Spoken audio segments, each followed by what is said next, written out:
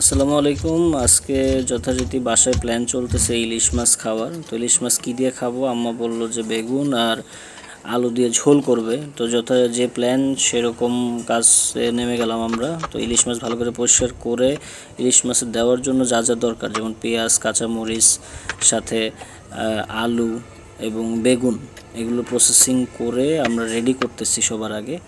তো এগুলো রেডি করা হয়ে গেলে এখন আমাদেরকে চুলায় গরম তেলে পেঁয়াজগুলোকে ভাজতে হবে। সুন্দর করে একটু ভাজা ভাজা করে নিয়ে আলুগুলোকে দেওয়া হলো। আলুগুলো সিদ্ধ হতে সময় লাগে, এই জন্য আলুগুলোকে আগে ভাজতে হবে পেঁয়াজের সাথে। সাথে বাটা মশলাগুলো অ্যাড করলাম, যেমন পেঁয়াজ বাটা, আদা বাটা, রসুন বাটাগুলো অ্যাড করা হলো। মশলা যাতে না পড়ে এই জন্য পানি দিতে হবে। পানি দেওয়ার পরে গুঁড়া যে মশলাগুলো আছে আমাদের বাসায় ব্যবহার করা হয়, সেগুলো হলো হলুদ গুঁড়া, মরিচ গুঁড়া আর আপনার ধনিয়া গুঁড়া, সেগুলো সব অ্যাড করা হলে ভালোভাবে মশলাটা কষাইতে হবে। তো কষানোর জন্য আমরা একটু পানি অ্যাড করে দেওয়া হয়েছে। এখন ইলিশ মাছগুলো দেওয়া হলো। ইলিশ মাছগুলো ভালোভাবে কষাইতে হবে মশলার মধ্যে। তো নাড়াচাড়ার ক্ষেত্রে একটু সাবধান থাকতে হবে, কারণ মাছ অনেক সময় ভেঙে যায়। তো এটা যাতে না হয় সেই জন্য আমরা একটু সাবধানতার সাথে মাছগুলো ভালোভাবে নাড়াচাড়া করে বেগুনটা দিয়ে দেওয়া হলো। বেগুনটাও নাড়াচাড়া করে পানি দিয়ে বসাই দিতে হবে মাছটা। তো অলমোস্ট মাছের তরকারি রান্না হয়ে গেছে।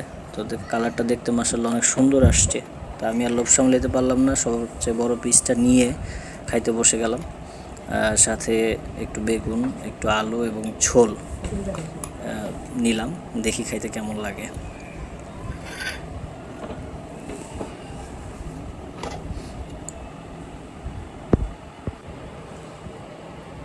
তো ভাতের সাথে একটু ঝোল আর বেগুন দিয়ে মাখিয়ে সবার প্রথমে ট্রাই করলাম।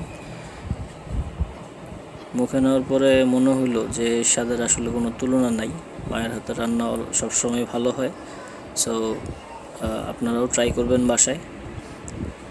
আমরাও নতুন নতুন আরও কিছু মেনু নিয়ে আসবো আপনাদের সামনে। সে পর্যন্ত সবাই ভালো থাকবেন। আল্লাহ হাফেজ।